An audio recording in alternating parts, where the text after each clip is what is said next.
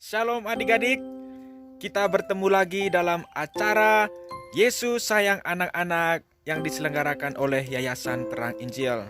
Adik-adik, hari ini juga kita akan belajar dari kebenaran Alkitab.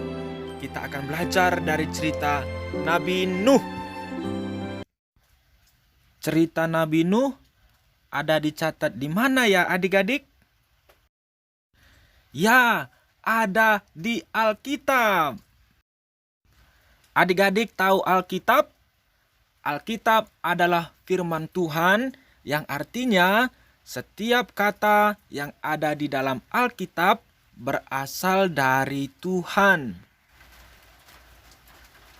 Alkitab terbagi menjadi dua periode penulisan, yaitu Perjanjian Lama dan Perjanjian Baru. Perjanjian Lama ditulis dalam waktu kira-kira 1500 tahun. Kemudian Perjanjian Baru ditulis dalam waktu sekitar 60 tahun. Cerita utama dalam Alkitab ialah sejarah keselamatan Allah bagi umat-Nya. Adik-adik sudah pernah mendengar cerita Nabi Nuh? Bagi yang sudah pernah dengar, adik-adik tentu tahu ada hujan 40 hari 40 malam, bukan? Tidak tunggu waktu lagi, ayo adik-adik langsung saja kita masuk ke ceritanya. Kira-kira 3000 atau 4000 tahun yang lalu, hiduplah seorang Nabi Nuh. Ia memiliki satu istri, 3 orang anak, dan 3 orang menantunya. Nuh mendapat kasih karunia di mata Tuhan. Ia adalah seorang yang benar dan tidak bercela di antara orang-orang sezamannya. Dan Nuh itu hidup bergaul dengan Allah. Hidup bergaul dengan Allah artinya adik-adik, yaitu hidup yang mau percaya kepada Tuhan dan mentaati perintah-perintah Tuhan.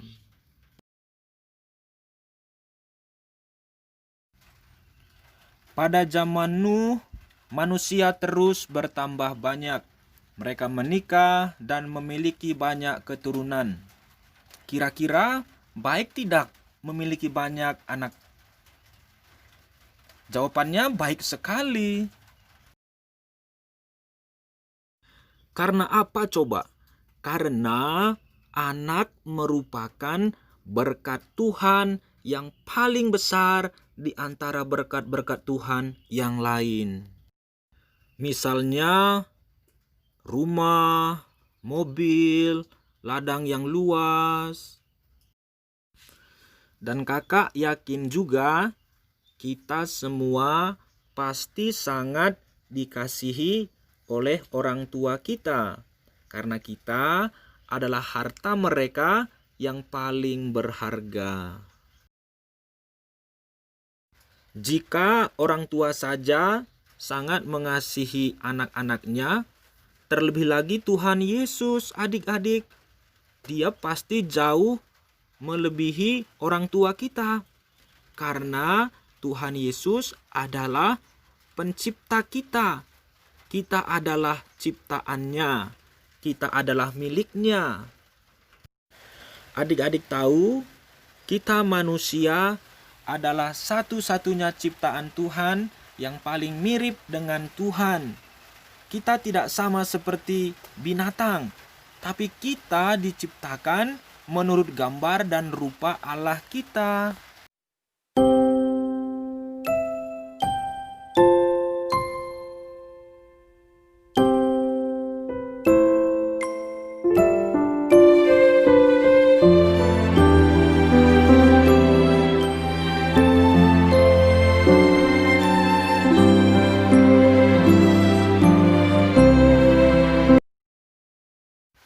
Jadi, memiliki anak merupakan suatu hal yang sangat baik ya adik-adik.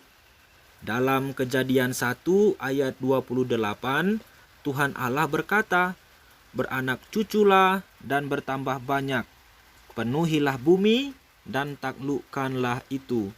Berkuasalah atas ikan-ikan di laut dan burung-burung di udara, dan atas segala binatang yang merayap di bumi. Wah, kalau demikian perintah Tuhan, berarti Tuhan mau manusia bertambah banyak ya adik-adik. Bahkan Tuhan bukan saja memerintahkan supaya manusia memiliki banyak anak, tetapi juga memerintahkan supaya manusia punya banyak cucu. Supaya apa? Supaya semakin banyak orang mendapatkan kasih Tuhan, termasuk saya dan adik-adik semua sebagai keturunan Adam dan Hawa. Tapi apakah semuanya berjalan dengan baik? Tidak. Kenapa tidak? Karena ada masalah. Apa masalahnya? Masalahnya ialah pernikahan orang percaya dengan orang yang tidak percaya. Oh, begitu. Ternyata pada zaman Nuh, orang-orang memiliki anak dengan cara yang tidak benar. Cara yang tidak benar itu ialah pernikahan yang tidak disukai Tuhan. Orang percaya ialah orang yang melakukan perintah Tuhan. Mereka berdoa, memuji Tuhan, membaca Alkitab, mereka beribadah bersama. Berbeda dengan orang yang percaya, orang-orang yang tidak percaya adalah orang yang malas berdoa, malas memuji Tuhan, malas membaca Alkitab, malas beribadah. Bahkan mereka lebih jahat lagi dengan melakukan kekerasan. Bukan saja itu, mereka juga menyembah berhala yang dibenci Tuhan. Pada zaman sekarang, apakah ada juga orang-orang seperti itu? Ada adik-adik. Ada orang-orang yang malas berdoa, malas memuji Tuhan, malas membaca Alkitab, dan malas beribadah. Bahkan kekerasan yang dilakukan manusia pada zaman modern ini lebih mengerikan, yaitu mengadakan perang dengan senjata canggih yang bisa mematikan banyak manusia sekaligus. Semua perbuatan-perbuatan jahat yang terjadi pada zaman Nuh sampai zaman sekarang dikarenakan manusia telah berdosa. Dosa dalam arti sederhana ialah melanggar perintah Allah. Dalam pengertian yang lebih jauh, dosa adalah tidak tepat sasaran. Tidak tepat maksudnya ialah tidak tepat sesuai ketetapan Tuhan. Sebagai ciptaan Tuhan, seharusnya setiap manusia hidup seperti yang Tuhan mau, bukan? Namun, sejak Adam melanggar perintah Tuhan, manusia telah jatuh ke dalam dosa. Dosa-dosa tersebut terus berlanjut sampai sekarang. Hal ini sangat tidak baik, karena dosa sangat tidak disukai Allah. Dosa yang dilakukan manusia bukan hanya mengenai suatu perbuatan jahat, tetapi lebih dari itu. Dosa itu merupakan perlawanan terhadap Allah sendiri. Mengapa demikian? Karena ketika dosa terjadi, manusia menyatakan diri bebas, tidak mau hidup mentaati Allah. Manusia di situ mau memberontak kepada penciptanya. Melihat perbuatan-perbuatan jahat yang dilakukan manusia, apakah Tuhan senang dan diam saja? Tidak, adik-adik. Alkitab mengatakan Tuhan Allah hendak menghukum manusia dan binatang-binatang dengan air bah. Air bah itu adalah banjir yang sangat besar untuk menutupi seluruh dunia. Jadi adik-adik, tidak lama lagi Tuhan akan mendatangkan hukuman bagi manusia dan harta bendanya, termasuk binatang-binatang pada zaman Nuh. Tuhan hendak memusnahkan semua manusia. Wah, kedengarannya mengerikan ya adik-adik. Semua manusia akan mati dihukum Tuhan. Jikalau demikian, apakah semua manusia akan mati? Adik-adik tahu jawabannya? Ternyata tidak, adik-adik. Karena apa? Karena ternyata ada Nabi Nuh dan keluarganya yang mau taat kepada Tuhan. Wah, puji Tuhan ya adik-adik. Ada Nabi Nuh dan keluarganya.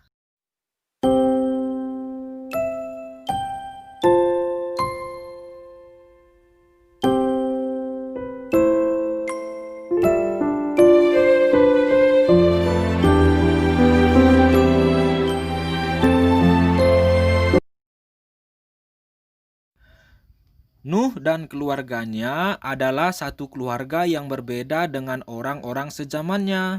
Mereka memisahkan diri dari perbuatan-perbuatan jahat kehidupan orang yang tidak percaya. Mereka tidak mau ikut-ikutan orang lain berbuat dosa. Nuh juga tidak mau seperti orang-orang yang mengaku diri orang percaya, tetapi ikut menyembah berhala. Di Alkitab dikatakan, Nuh adalah orang benar di mata Tuhan. Ia adalah orang yang mendapat kasih karunia dari Tuhan. Oleh karena itu, Nuh disuruh Tuhan untuk membuat sebuah kapal besar. Kapal besar itu nantinya Tuhan pakai untuk menyelamatkan Nuh pada saat air bah datang meliputi bumi. Namun, kapal itu bukan saja untuk menyelamatkan Nuh dan keluarganya, tetapi juga untuk menyelamatkan binatang-binatang. Setelah Nuh mendapat perintah dari Tuhan, ia pun langsung memulai pembuatan kapal. Ia membuat kapal itu di atas gunung, supaya lebih mudah mendapatkan kayu gofir untuk pembuatan kapal tersebut. Kapal Nuh besar sekali adik-adik. Kapal tersebut memiliki panjang kira-kira 135 meter, lebarnya 22,5 meter, dan tingginya 13 meter. Wah, ternyata lebih luas dari lapangan sepak bola ya adik-adik. Kapal tersebut memiliki 3 tingkatan, dan setiap tingkatan dibuat sekat-sekat untuk menjadi kamar setiap binatang. Adik-adik tahu berapa lama waktu yang diperlukan untuk membuat kapal ini? 100 tahun lebih. Waktu yang panjang seperti ini diperlukan selain karena pembuatan kapal yang besar, juga karena makanan yang banyak harus dikumpulkan.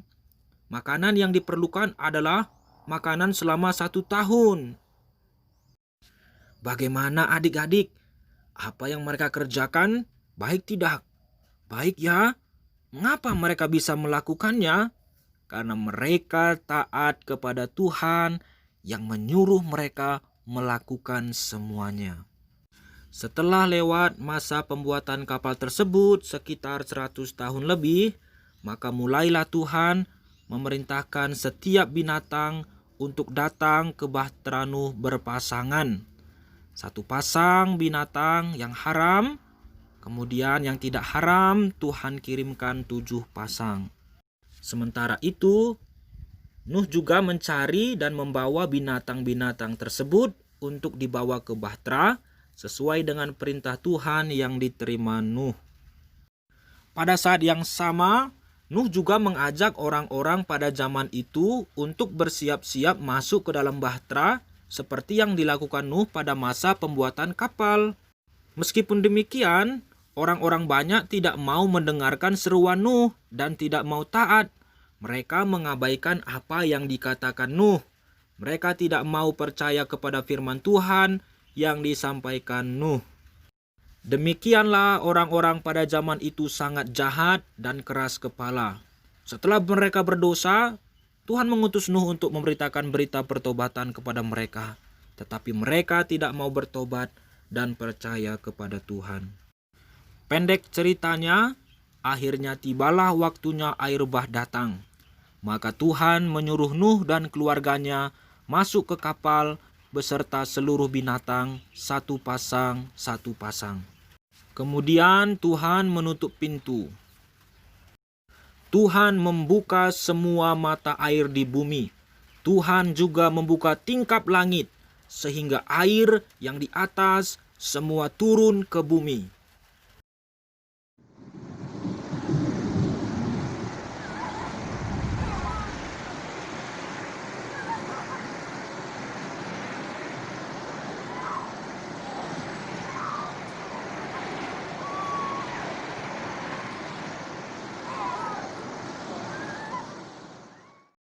Selama 40 hari 40 malam hujan turun, dan selama 150 hari air berkuasa di atas bumi.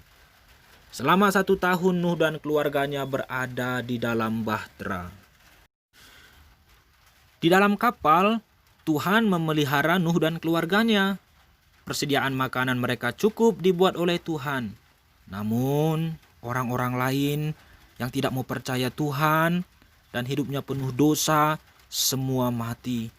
Mereka mendapatkan hukuman karena dosa mereka.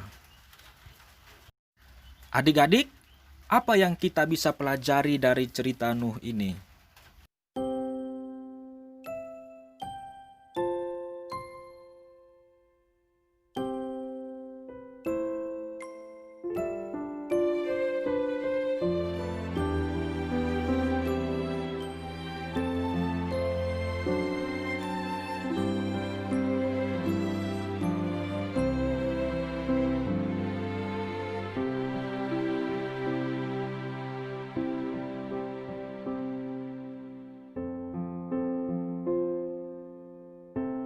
Pertama, kita melihat bahwa Tuhan membenci dosa.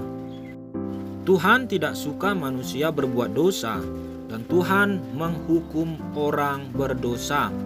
Tetapi orang yang percaya Tuhan dan taat kepada Tuhan akan dikasihi dan dipelihara oleh Tuhan.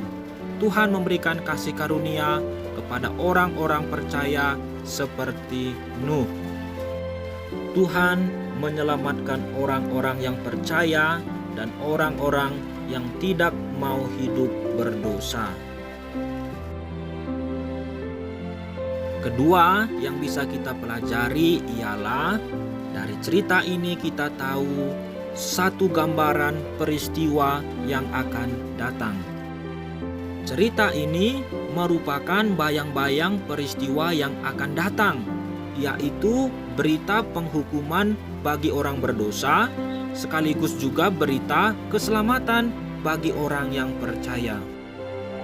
Penghukuman bukan saja terjadi pada zaman Nuh, tetapi juga terjadi pada masa-masa selanjutnya, yaitu bagi orang-orang yang berdosa.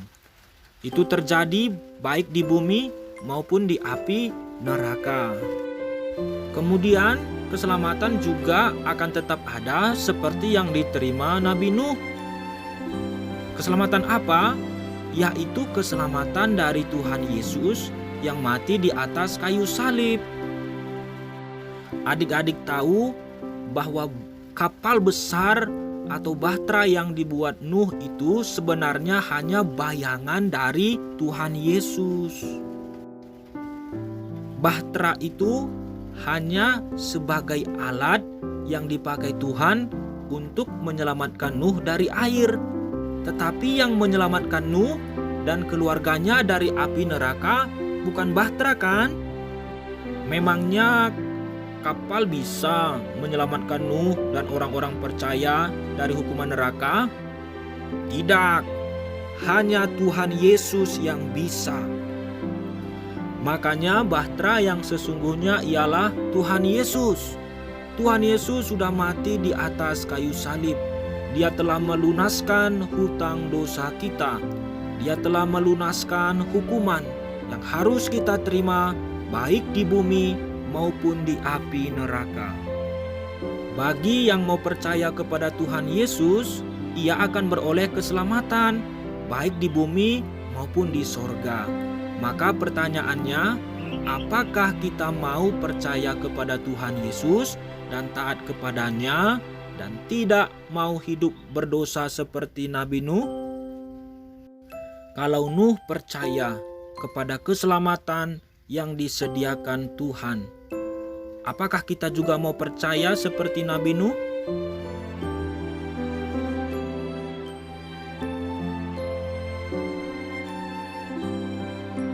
Setelah Nuh selamat dan sampai di tanah yang kering, maka Nuh memberikan korban sembelihan di atas mezbah sebagai ucapan syukur atas keselamatan yang Tuhan berikan. Dengan senang hati Tuhan menerima persembahan itu. Adik-adik, persembahan korban sembelihan itu juga menjadi satu pengakuan Nuh bahwa sesungguhnya keselamatan yang sejati akan datang suatu saat, yaitu keselamatan yang datang dengan cara kematian korban untuk menggantikan kematian yang diterima semua manusia. Kemudian Tuhan berjanji Ia tidak akan menghukum manusia lagi dengan air bah. Ia membuat pelangi di atas langit untuk menjadi tanda perjanjian Tuhan. Jika kita melihat pelangi hari ini, kita akan ingat, dan Tuhan juga ingat bahwa Tuhan tidak akan lagi menghukum bumi dengan air bah. Saat itu Tuhan juga memberkati Nuh dan keluarganya sehingga mereka memiliki banyak keturunan. Kita juga keturunan Nabi Nuh, adik-adik. Baiklah adik-adik, cerita kita sudah selesai. Tuhan memberkati. Sampai ketemu lagi minggu depan.